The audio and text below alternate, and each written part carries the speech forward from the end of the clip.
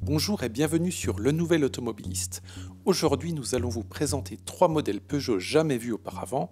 Alors, on commence dans le vif du sujet avec ce RCZ Cabriolet qui date de 2010 et avec comme particularité de conserver le double bossage caractéristique du coupé au niveau de sa capote.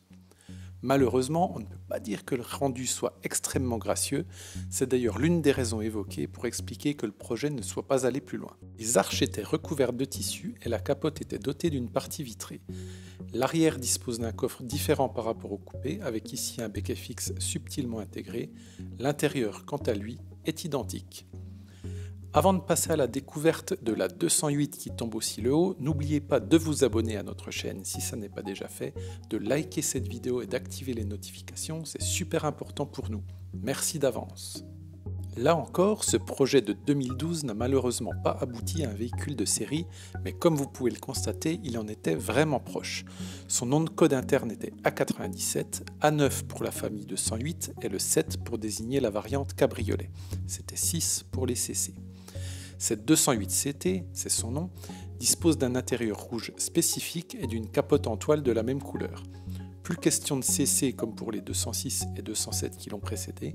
Ici, la ligne est plus épurée et l'intégration de la capote plus recherchée. Les deux arceaux derrière les sièges arrière sont plutôt jolis et à l'inverse du RCZ, cette 208 est exposée ouverte.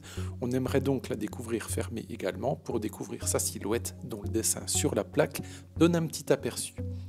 La malle arrière est assez volumineuse, une impression renforcée par le fait que la plaque d'immatriculation est descendue au niveau du bouclier qui intègre un diffuseur qui rappelle celui de la 308 à l'époque. À l'intérieur, on peut remarquer que les boutons de commande de la capote avaient été intégrés à côté du frein à main, on aimerait beaucoup les manipuler. Le système de verrouillage semble également parfaitement fonctionnel et ne demanderait presque qu'à prendre la route. Qui sait, peut-être qu'un jour ça sera possible. Alors messieurs dames de chez Peugeot, si vous nous écoutez et si cette vidéo atteint, 100 vues, invitez-nous pour la rouler, ça sera avec plaisir. Autre première, la 204 Urban Distinctive. Ici exposé à côté de son ancêtre et inspiratrice, ce petit cabriolet 2 places date de 2008 et a été imaginé sous la supervision de Jérôme Galix, alors directeur du style et à qui l'on doit notamment le RCZ.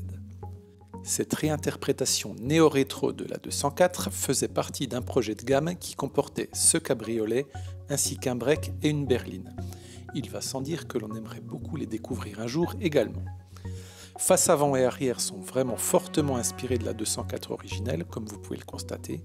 Contrairement au RCZ et 208 cabriolet, il s'agit ici d'une maquette semi-creuse, elle ne dispose donc pas d'intérieur visible.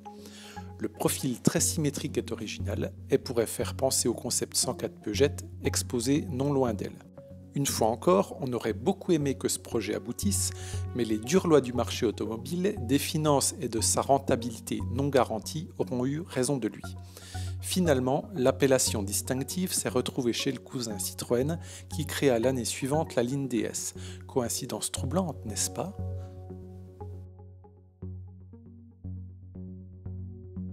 L'exposition Style et Design propose également de découvrir d'autres projets rarement vus auparavant.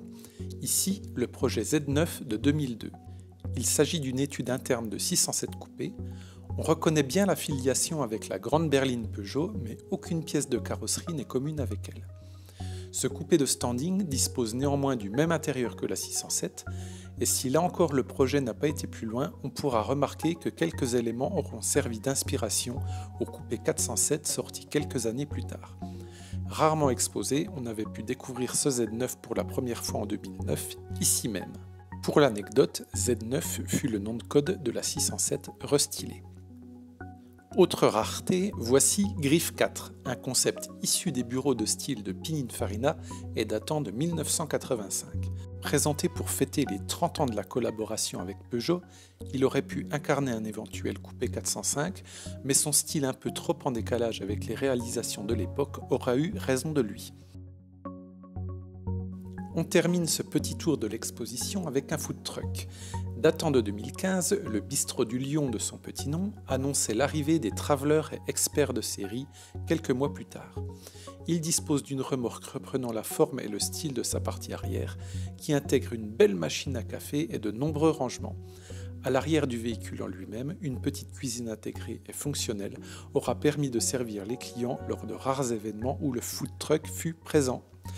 Pour découvrir tous ces modèles rares ou inédits ainsi que le reste de la collection du musée, rendez-vous à Sochaux jusqu'au 22 septembre 2024.